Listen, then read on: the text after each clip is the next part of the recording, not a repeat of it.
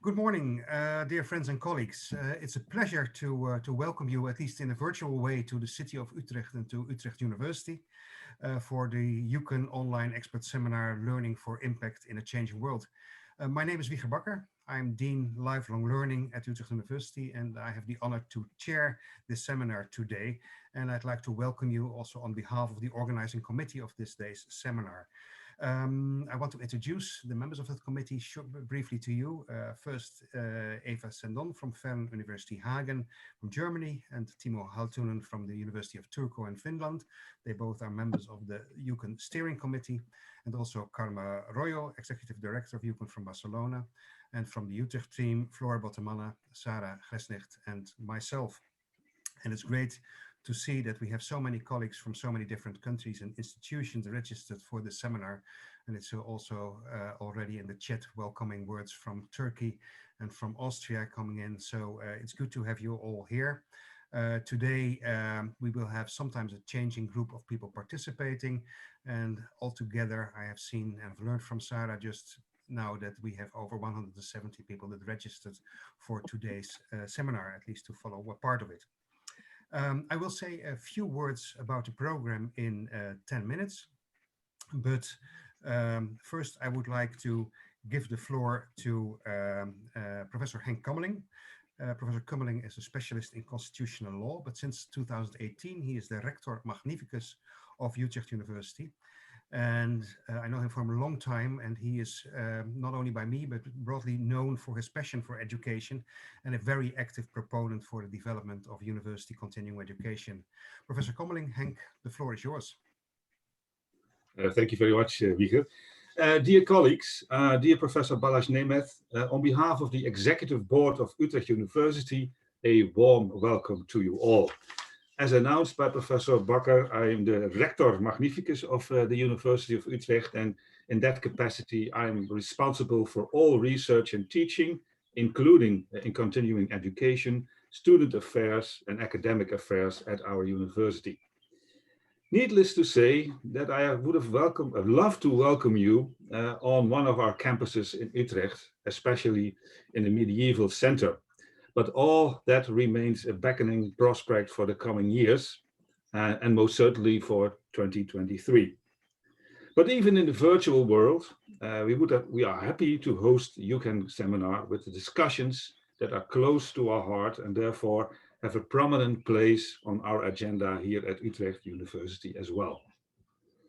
It is of the utmost importance to carry out research into university continuing education in order to know how we can support our alumni, but also others that need our knowledge and expertise during their entire professional life. Knowledge and skills needed to be able to practice their profession at a high level, to be able to come up with solutions for all kinds of societal problems related, for instance, to health, the future of work, and sustainability. In fact, all the issues that are brought together in the United Nations SDGs. Over the years, and accelerated in recent years under the guidance, the energetic guidance of our Dean Lifelong Learning, Professor Wieger Bakker, and our program manager, Eline den Boer, we at Utrecht University have put a lot of effort in the expansion of our offer of continuing education courses and programs, and of course of their quality. In our experience, a number of things are important. Firstly, more than up until now, continuing education must become an integral part of the primary process in universities, as naturally as our bachelor and master programs. Secondly, it is important that we reach more diverse and larger group of participants, not only those who have previously obtained a diploma with us or still want to get it from us, but also professionals and organizations who up until now are not, as it were, the usual customers of universities.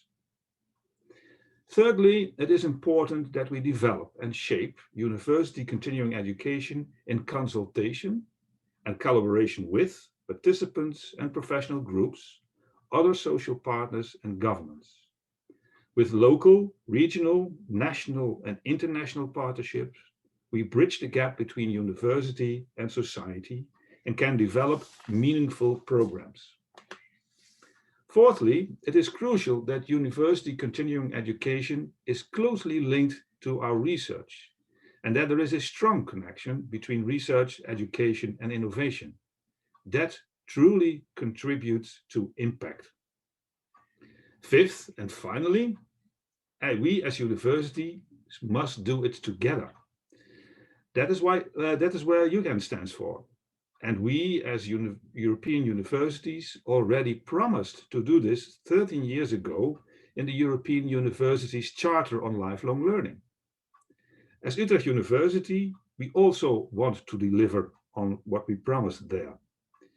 And we want to speed it up in collaboration with other universities in the Netherlands and abroad. For that same reason, on the national level, we, Utrecht University, together with our medical school, formed an alliance with the Technical University of Eindhoven and Wageningen University in Research. Together, we are one of the most comprehensive universities of the world. On the European level, we have established a university network with Barcelona, Trinity Dublin, Montpellier, and Elde in Hungary. Lifelong learning is one of the key drivers in both alliances. Dear colleagues, hopefully this introductory speech convinced you that we at Utrecht University are truly committed to continuing education. And in that same vein, I'm very pleased to welcome you to today's seminar. Given the quality of presenters and speakers, and your participation, of course, I have great expectations of this meeting. I wish you all a very inspiring and fruitful day. Thank you very much. Thank you very much, Henk. Thank you very much, Professor Kummeling, for your inspiring words and for presenting us already the agenda for the coming years. And I also know what I have to do the coming time. I won't get bored for this. Thank you very much. And I now want to give the floor to Professor Balazs Nemeth. Professor Nemeth is a specialist in European adult and lifelong learning policy development and comparative adult education at the University of Pécs in Hungary. But today he is here primarily in his capacity as president of eucen. Professor Nemeth, the floor is yours. Thank you very much indeed. I hope the sound is working well. I think this is challenging times, and on behalf of eucen, all member universities, colleagues, especially those who have been the part of organizing this particular event, I think this is a very important time to address questions of learning for impact. And if we have a good scrutiny on the title itself, I think this is an important momentum to stop, to think, to relate, and to consider all those challenging implications of learning that have changed and formed, or in other words, may deformed higher education institutions and put them into several kinds of constraints to effectively respond to those challenges. And I think eucen is one of the few European higher education organizations which have tried and have done a lot to provide platforms amongst researchers, practitioners, and stakeholders to relate to important subject areas and matters to be discussed with academic orientation and analyze. I think the program is very much challenging for today, but it is also promising because I think it enables us and provides enough space and opportunity to discuss societal challenges, changes of university continuing education, or, for example, to address interesting aspects of work-based learning. I think this is an important time where impact can be negative and positive, but we do think, and I think we are all aware about the opportunity what learning and effectively constructed knowledge transfers may offer, not to suffer the change, but also be leading in formulating change for the benefits of both individuals and communities. I would like to wish you a successful day, and I would like to take this opportunity to thank for all those people who put this action together. Thank you indeed. Thank you very much, Professor Nemeth, for your welcoming words. And I agree with you. I really hope and I think that we have the opportunity today to engage also in lively discussions and not only listening to each other, but also challenging each other in sharing our practices and the options and options that we see in university continuing education. Let me continue by sharing a few words on the program of today. The title that we have for today is chosen to accentuate that professionals working in different spheres of society continuously have to develop their expertise and to adapt their expertise to changing circumstances in order to continue to have impact, to be able to do their work and to have impact in relation to the changes that our society is going through. In other words, they are learning for impact in a changing world. But vice versa, universities have the responsibility to make their expertise and their research and the results of the research available in a more inclusive way, available for, as we say, where it is needed and for those who are in need of it. And from this perspective, we choose to look at university continuing education from three angles. And although we can't do that as extensively as we originally intended to do for a 3 days conference on location, those three angles or streams are still visible in the contributions of the keynote speakers and in the parallel workshops. The first angle is that we want to look today at the impact of societal change on professions and professionals, as well as on our universities. That's the one angle, and we combine it with the second angle, and that we not only look at that impact, but also at university continuing education as professional practice in universities. And for some universities that may already be a standing operating procedure, but for many universities it is inventing a new, you could say, a new game on how to deal with it, other than the traditional bachelor, master or PhD programs that we are used to. And that new game is something that we have to learn together with our societal partners, with those professions. And it's a kind of a dance that we engage in to see how we can include that and embed that in our primary process in our universities. So we look also at those practices. And thirdly, we want to look not only at today, but also into the future. Not that we can predict the future, but at least we can prepare ourselves for the future. And that's something that I think is also worth discussing today. And also the last keynote will be addressing that issue. In the program, we've tried to blend presentations on research with some presentations that focus more on the practices, including some sessions in this afternoon where you will be actively involved in what we've called the testing ground laboratories. Maybe one technicality, eucen was so kind to provide every session, also the workshop session, with someone from eucen who will help us with the technique, should there be a hiccup in our connection or in the workshop itself. And before the break, Carmen Royo will inform us about how to come into the different workshops for this morning or this afternoon. After our first keynote speaker, we have this morning 3 parallel workshops. And after the lunch break, that will start roughly around 1 o'clock, we continue at 2 o'clock with 2 parallel workshops. I have to say that unfortunately, one speaker from workshop 4 had to cancel her contribution yesterday due to tragic family circumstances. So that was a short notice that we thought, well, we just have a longer time for the 2 presentations that are left in that workshop. Around 4 o'clock, Professor Marieke will join us to give the last keynote speech on the future of impact enhancing university continuing education. And then we will close the expert online seminar around 5 this afternoon. But now let's start with the program. It's a pleasure for me, and we are indeed, as I thought might be the case, a bit earlier in our scheme, so that will give us ample time for discussion afterwards. But it's a pleasure for me to introduce to you Professor Marieke van der Schaaf. She is Professor of Health Professions Education at the Utrecht University Medical Center and a specialist in expertise development, including expertise development in changing environment. And that was one of the reasons that we asked her to give the first and introductory keynote lecture this morning.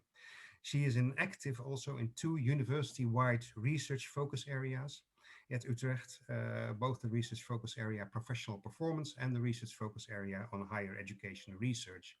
And that maybe shows you the reason why we asked her if she would make some time for us today to start to kick this online seminar off with her keynote speech. Marieke, the floor is yours. Thank you very much. I will start sharing my screen, but I need to be a co-host for that. So if that could be arranged.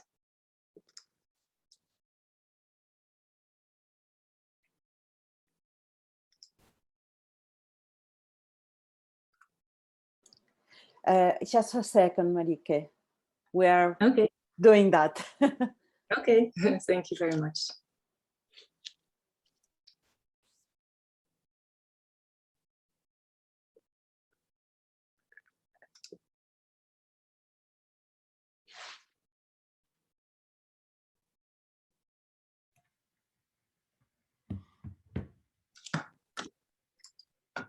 That is why I'm very much pleased. I think now it's possible.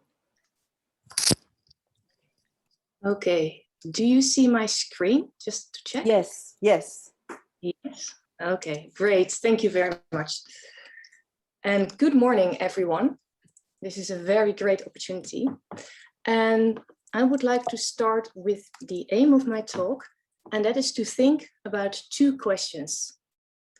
What are the implications of social change for health professions and how to support their development?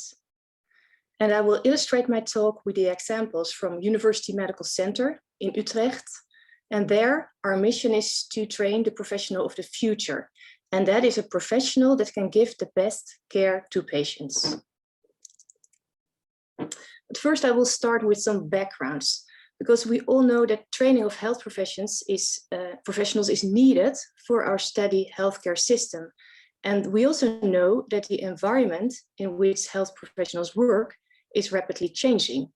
Think, for instance, of technological and demographic developments, globalization, flexibilization of the labor market, and of course, the COVID-19 pandemic, which accelerates these developments. And besides, there are major staff shortages. And education is therefore not only important to train and develop staff, but it's also a means for solving labor market issues. And health inequity is a clear example and marker of our social change. And this figure from the United States shows that the risks to die from the coronavirus appears to be related to income. And during the pandemic, we see that people do not have equal fair opportunities to be healthy, especially those who have experienced socioeconomic disadvantage. And also think of other avoidable inequalities that are part of our system.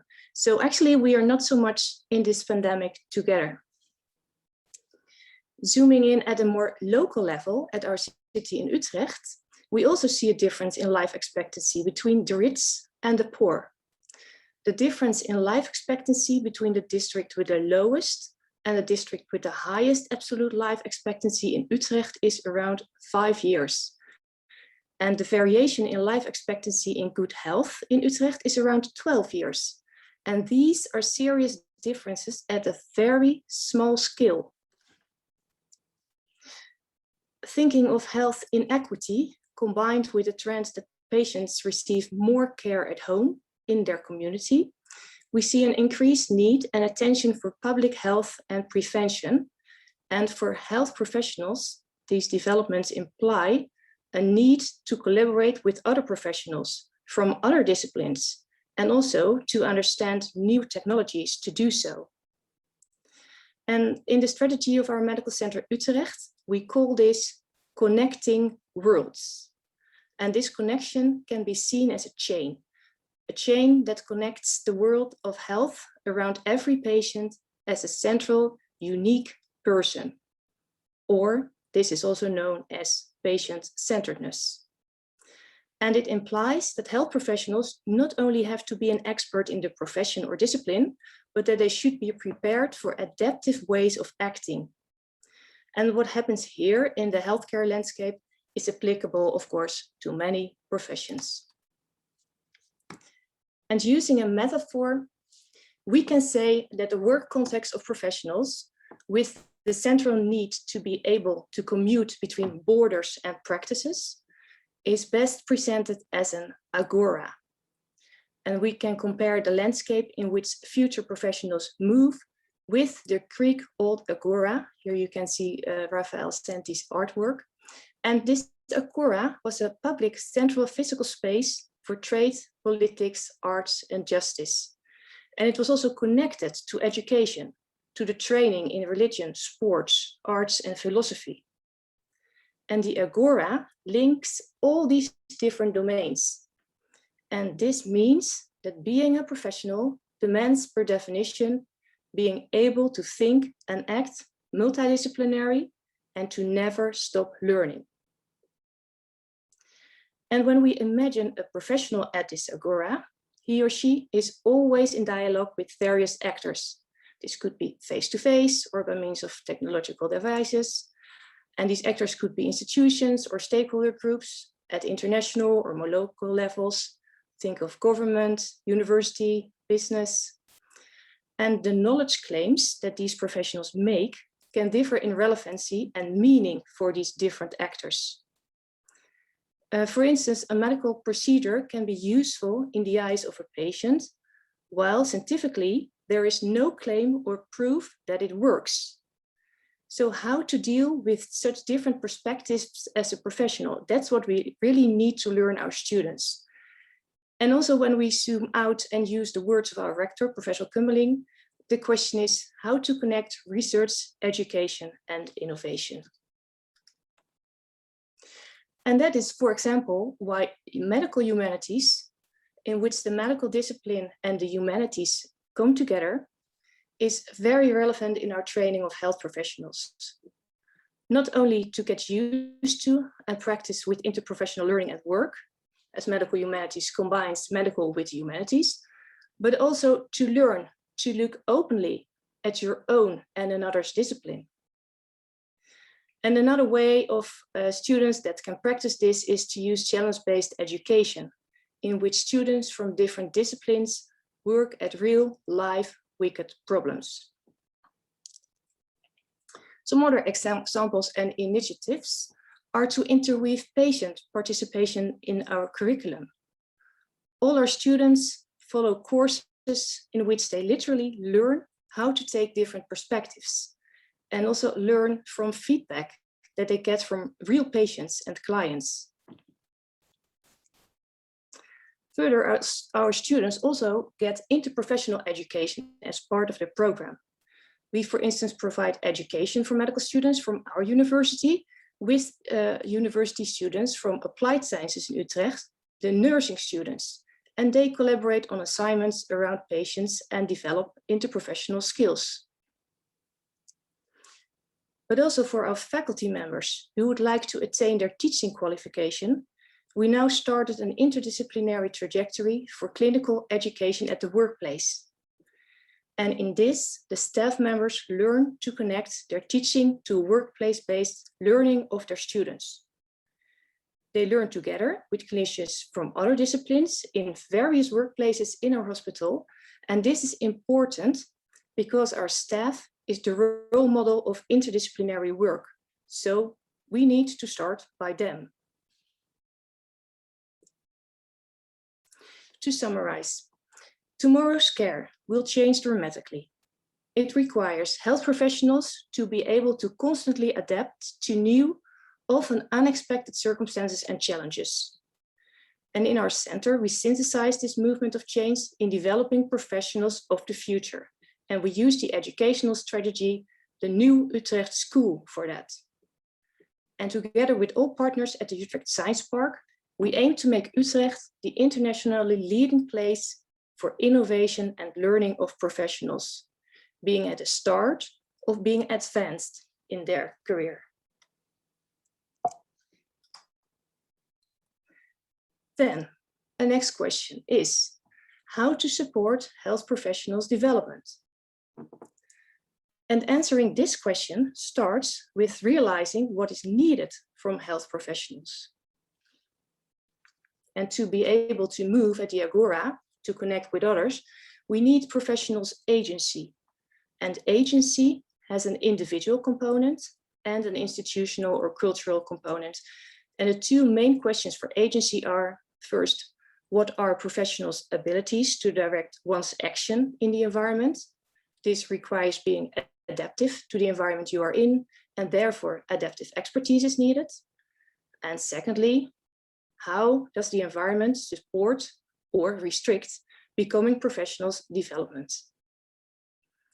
I will start with the first at the micro level of individual professionals' development. What is needed and how to develop? In general, the image of the professionals we train is traditionally strongly based on the idea of expertise development.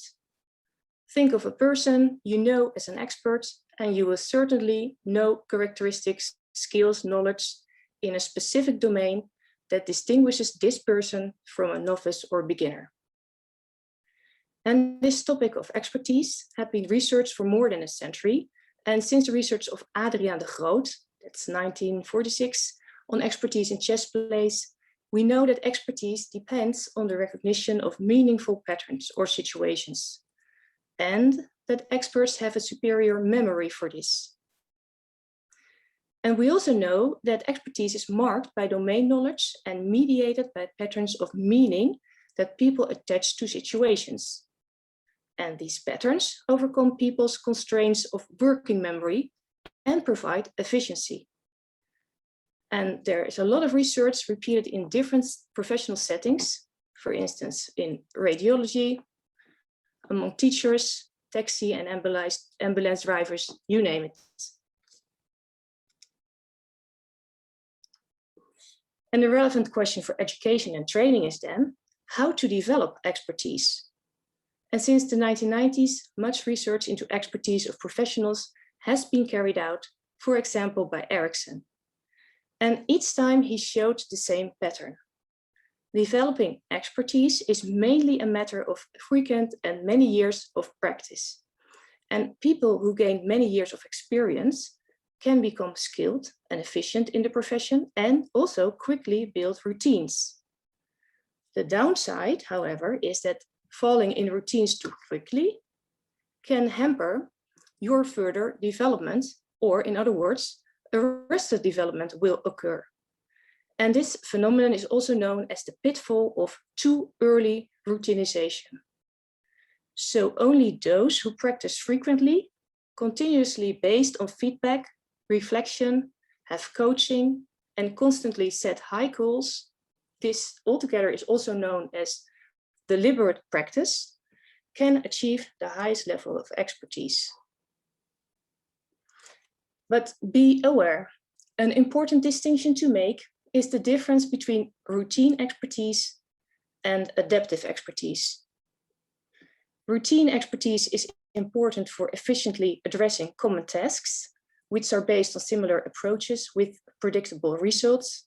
For instance, making daily reviews or doing computer calculations. And adaptive expertise builds on routine expertise and is related to solving new complex problems in changing environments. Think of working in extreme conditions and under pressure. And the professional with adaptive expertise can successfully meet these new challenges by innovation. And professionals with adaptive expertise also have conceptual knowledge in which they add a new knowledge to routine expertise. And this helps them not only to understand which routine is effective, but also why and in what situations. And this allows them to better respond to change. They are open to change, have a good dose of resilience, and a lot of self-regulation.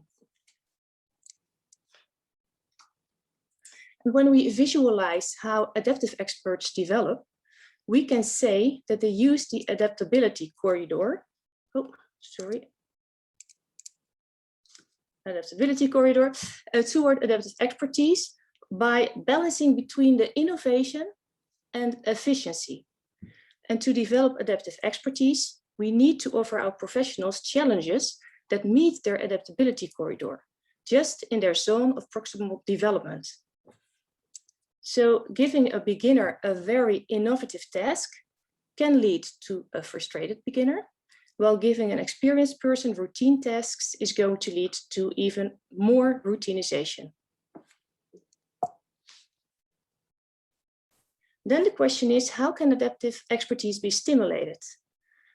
Based on empirical studies, for instance, by the UK Ministry of Defence, these are very much summarized. To gain conscious and frequent experience with complex tasks, interdisciplinary experience in different situations, and feedback and reflection on experiences. Then the application, how did we translate this to the mission of UMC Utrecht to train the healthcare professionals of the future? The new Utrecht School focuses on training adaptive professionals who have current knowledge and future-proof skills needed for their profession, and can also continuously innovate together with partners and colleagues to solve complex problems.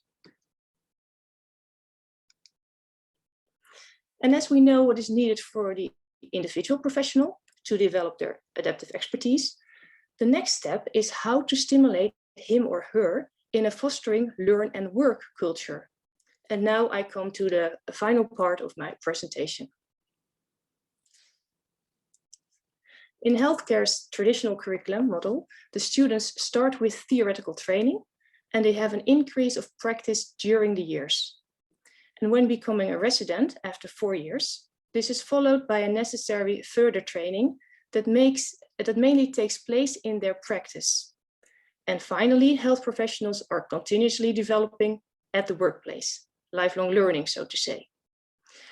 And although one can say that this is very positive, there is a lot of interaction with workplace during training, pathways in health professions education still have a number of specific characteristics that can hinder learning.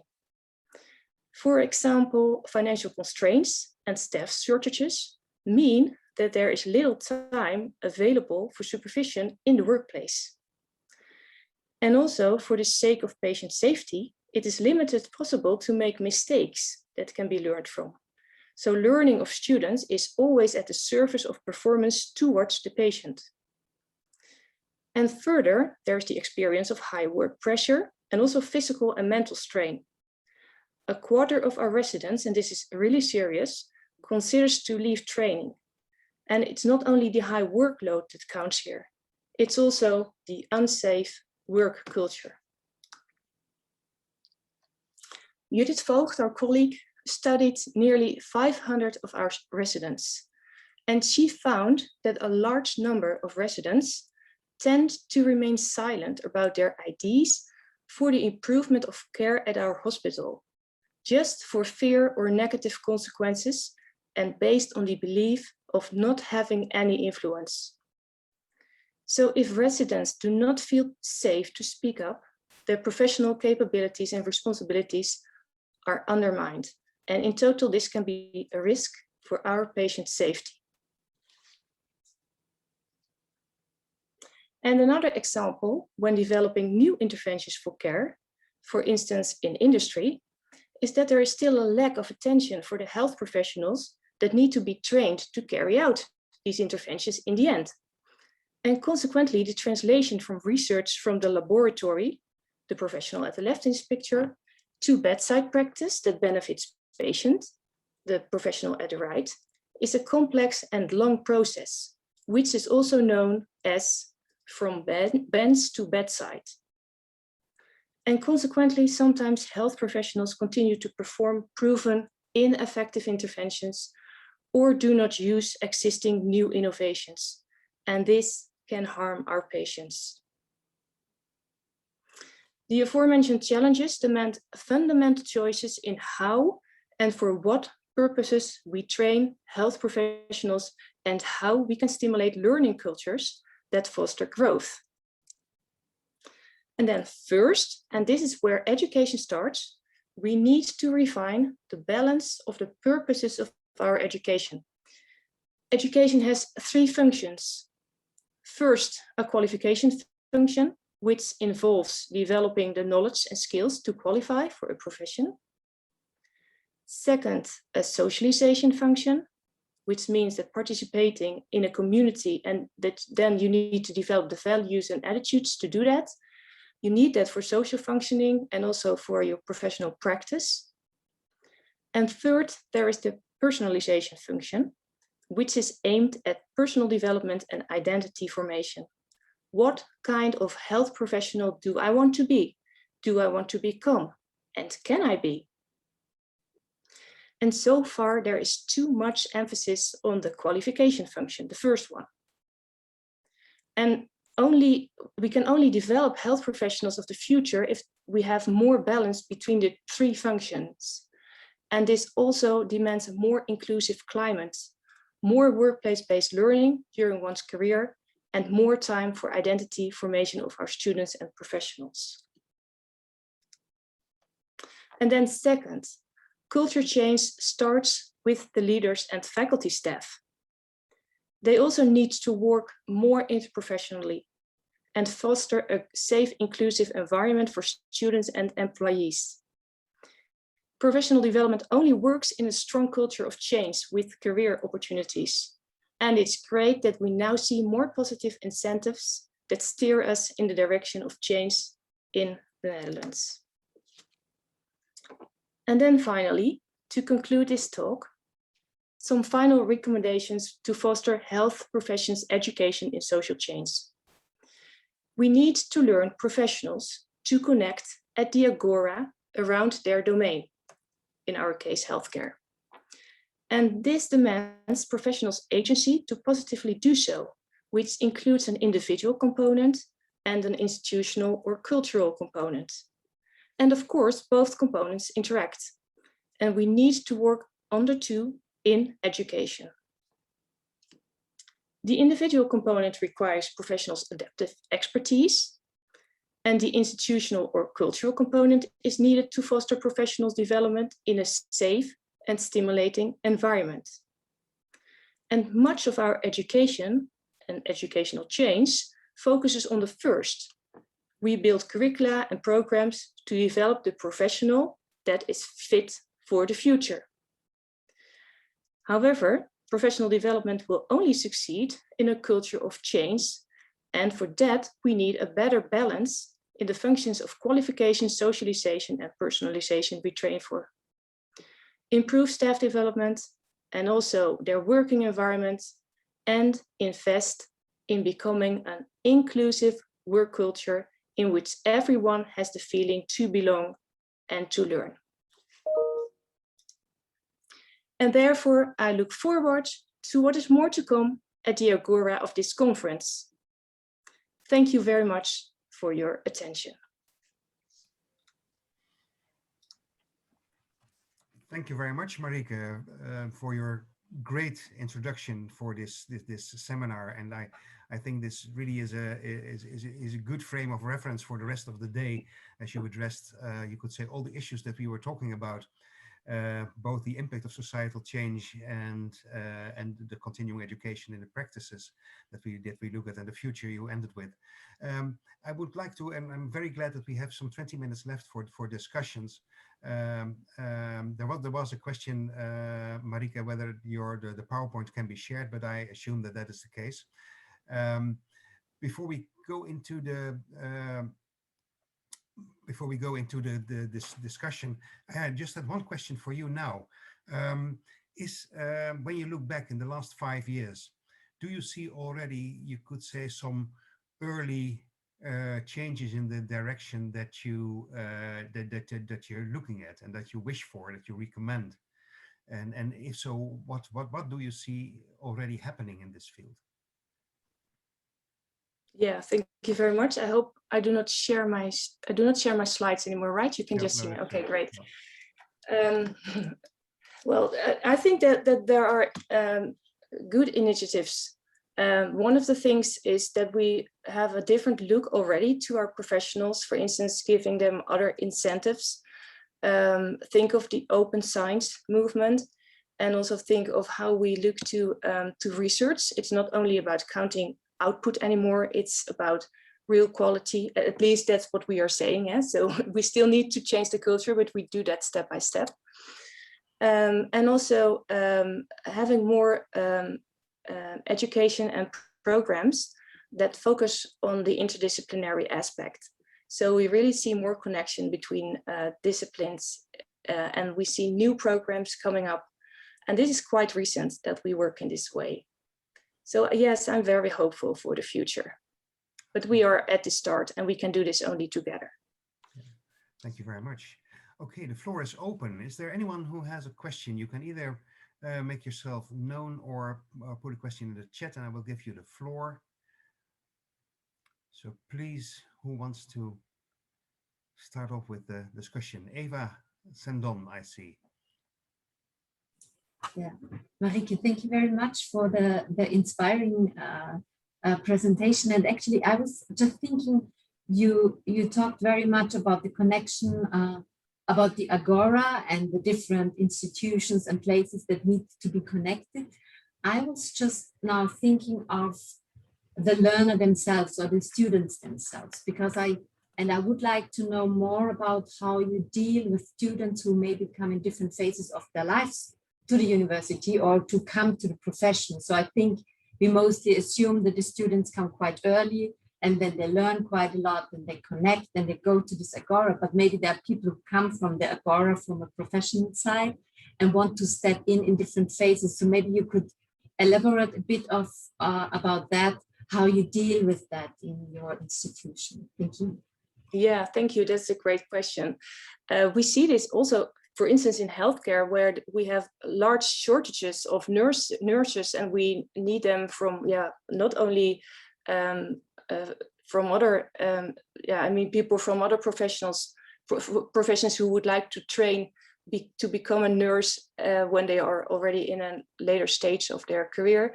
But we also need nurses, for instance, from other countries.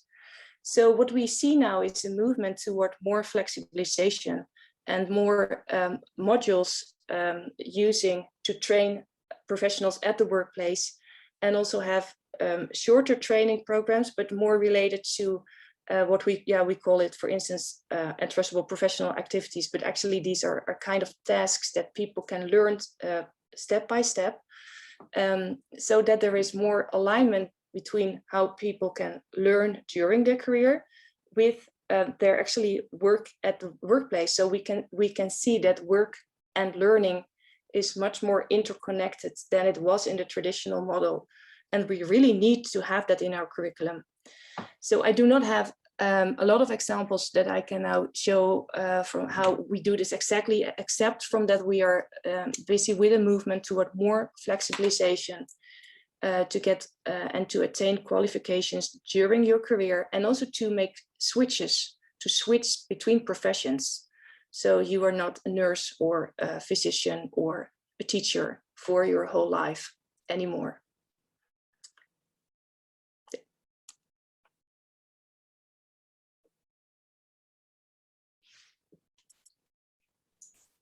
Yeah, we don't hear you. Yes, the mic is off.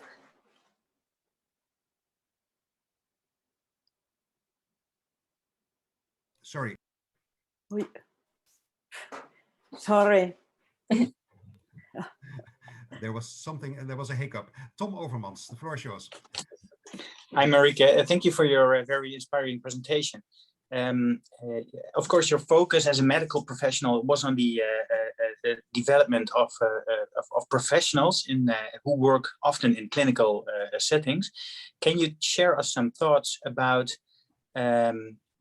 people like me? I am from a governance department. I work a lot with municipal or province executive governors, as well as finance people. How can we use your insights to increase like this idea of connecting worlds and learning on the work floor that you have done in your professional field? So what can we learn as non-professionals from the professionals? That's my basic question. Thank you. Well, I think that everybody with that everyone has a professional aspect in his or her work.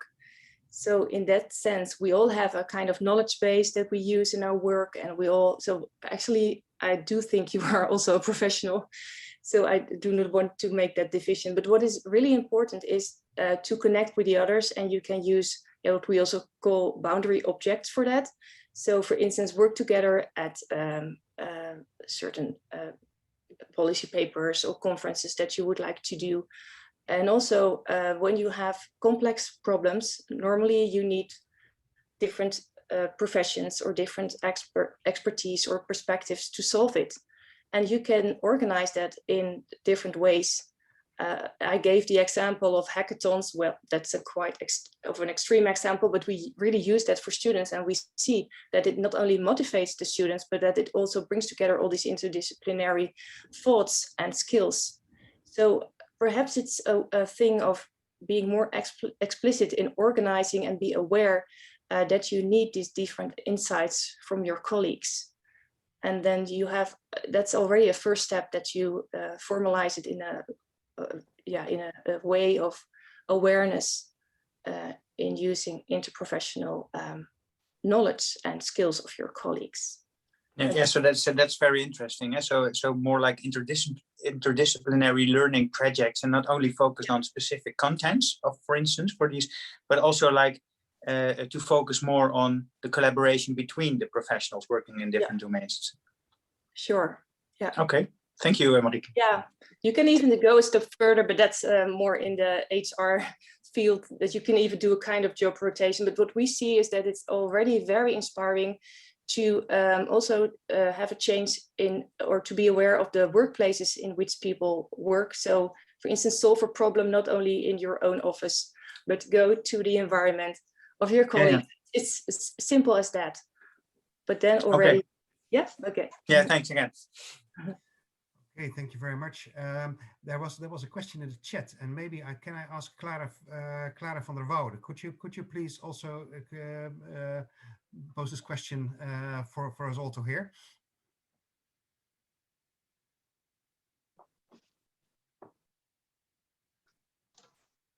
Yes, thank you.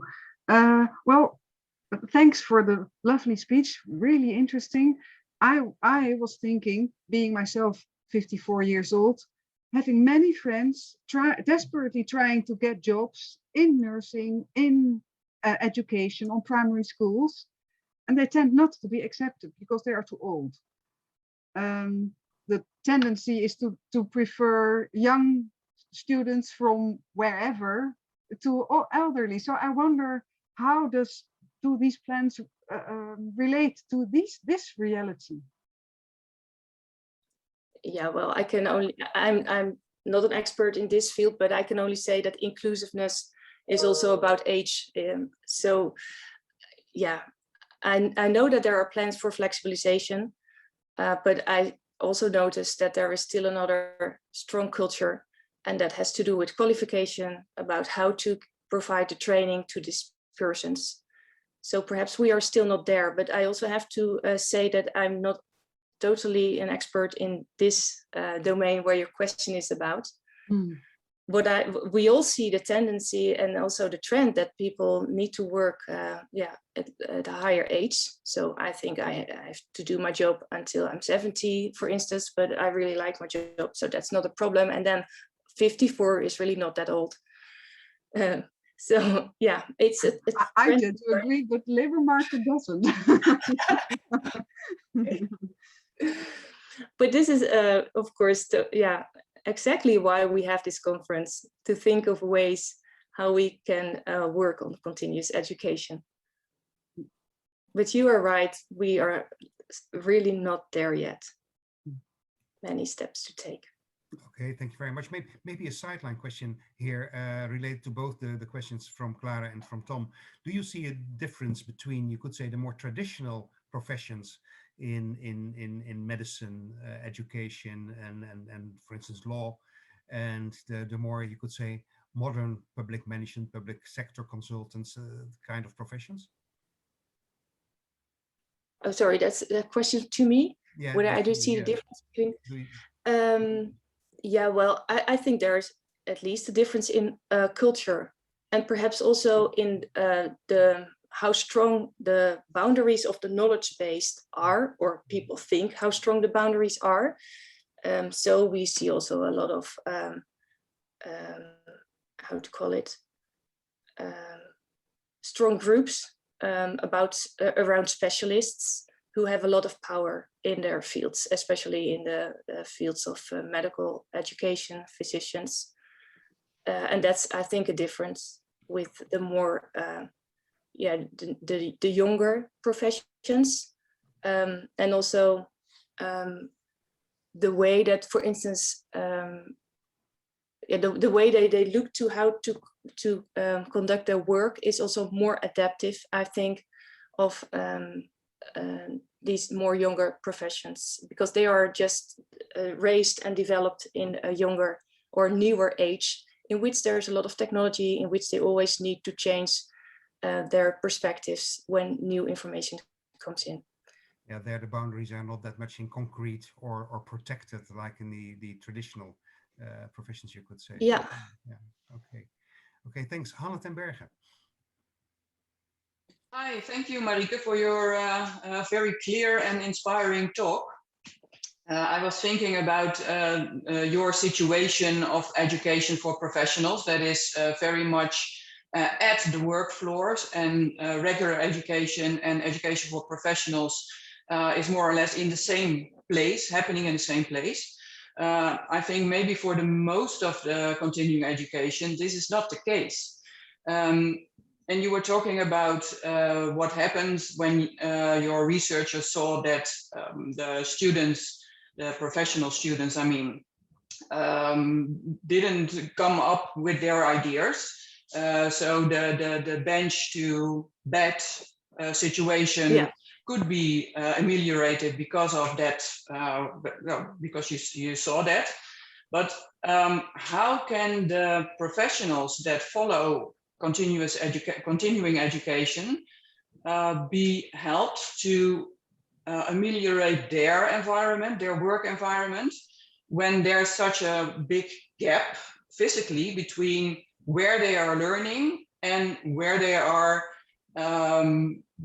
bringing what they've learned to the workplace? So what can you elaborate on what you do to help students be strong agents to transform their workplace? Mm-hmm.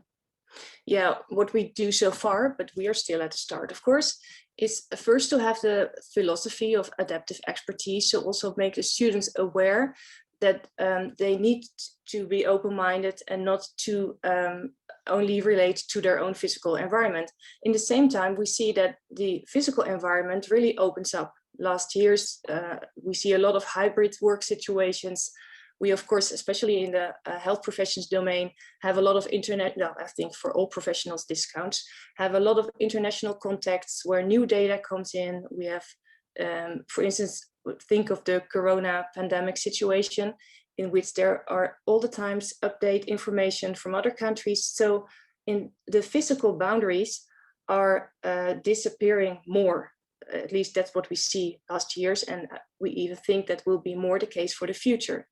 So that's why we need to prepare our students in this philosophy, but also the teachers, who have a very important influence on the socialization of our students. And also we need to do practice with students in which these different physical environments come together. So for instance, the example of working together in our Calamiteiten hospital, sorry, I do not know the English word, with our medical students and the nursing students of the University of Applied Sciences is already a kind of physical boundary crossing to which we would like to use our students. And this also counts, of course, for the professionals that are in the hospital. But yeah, still, these are really baby steps to take. And I'm not sure what it is really answers your question, but I think we only can change the culture when we move together in such kind of directions and do experiments in terms of just making new practices and share that with each other to inspire and just do it. Yeah, so you give students the opportunities, you help them to strengthen their skills in bringing what they've learned to the work floor. That's something that you said in your reaction. Yeah. Yeah, and also do that very explicitly, be aware, and also give incentives in the terms that they get a kind of that they get compliments for that, or get a good reward. So it really also needs to have a look at how we, for instance, assess our students. Where do we put the attention on?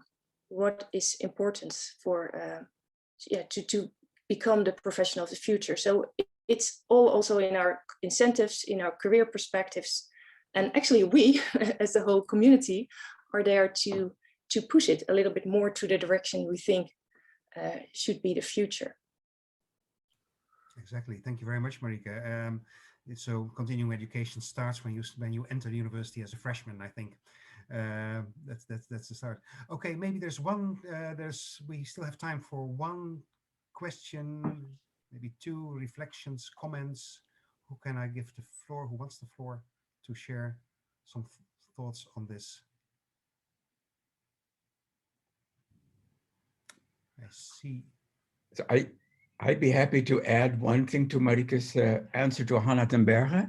Yes, my name is Oliver Kaat. So I think what is good to realize that increasingly, at least in health professions education, we have a very strong awareness that there is not such a strict distinction between a learning environment and the practice environment.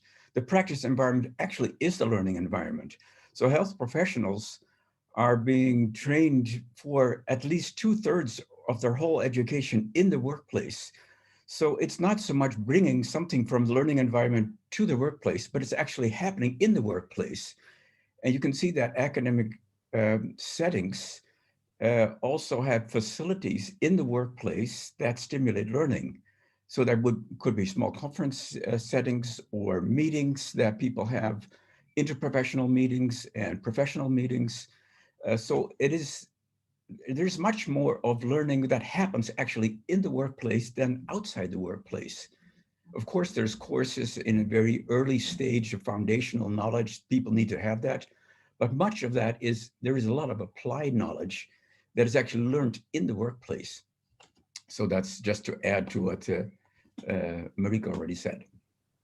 Thank you very much. Yes, and here we also see differences between different disciplines and programs, of course, at universities. I think that looking at the time, we have to close this session. So I would like to thank you very much, Marieke, by providing us with a great introduction in the theme of today, and providing us with a frame of reference for the rest of the day. And I'm very much looking forward to the rest of our talks in the workshops and later on today in the plenary session. For now, I hope that we all stay together in the adaptability corridor in this online seminar. And I would like to thank you very much for your presentation.